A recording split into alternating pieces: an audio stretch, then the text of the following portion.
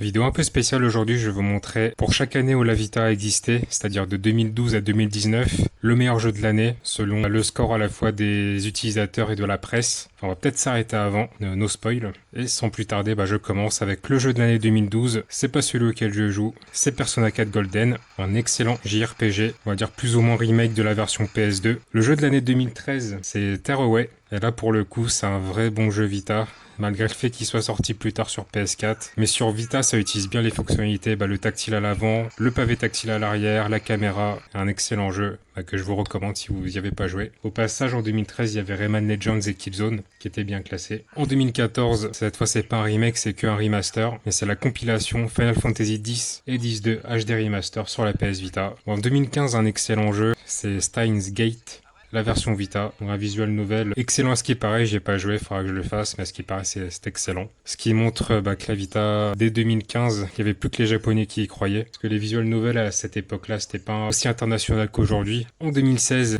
décidément, encore un remaster, plus ou moins remake d'un jeu PS2, mais cette fois c'est Odin Sphere, un petit action RPG scroller, un jeu excellent encore une fois, et puis c'est super joli sur la Vita, mais c'est un jeu PS2. Et surtout c'était pas exclusif, parce que c'était sorti sur PS4 également. Et en 2017, un action RPG, encore une fois, japonais, c'est Is 8 en version Vita. J'ai pas joué à celui-là. Et bon, la série des Is, en général, c'était valeur sûre. Et a priori, le 8 sur Vita est très bien aussi. Et c'est le dernier jeu de l'année sur Vita. Parce qu'en 2018 et 2019, la Vita était toujours produite, mais il n'y a pas assez de données pour que je puisse vous donner des jeux pour les années 2018 et 2019. Donc il n'y en a pas. Il y a quand même pas mal de bons jeux sur la Vita, et malheureusement avec les tops, là par année, on voit que la console, elle a été très vite abandonnée en Occident. Et si vous aimez pas les JRPG, les action RPG et les visual novels, les jeux Vita, ils sont pas trop faits pour vous. J'espère que cette vidéo vous a plu. Allez, ciao!